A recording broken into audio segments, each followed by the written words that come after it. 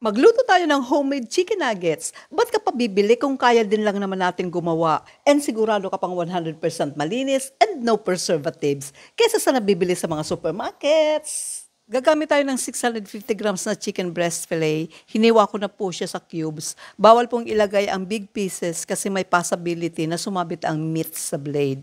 I-grind po natin ito until smooth, pero wag naman watery kasi baka hindi na natin ma-mold ang mixture.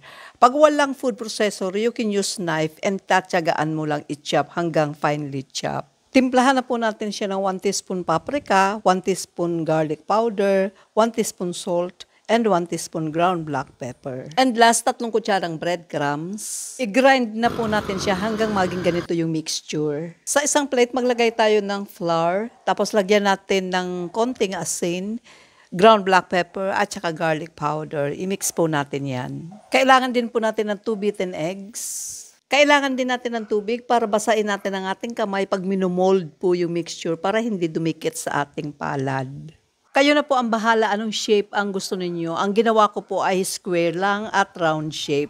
After po nating ma-mold like nuggets, i-dip na po natin sa flour, egg wash, and breadcrumbs. Continue the process sa remaining meat mixture.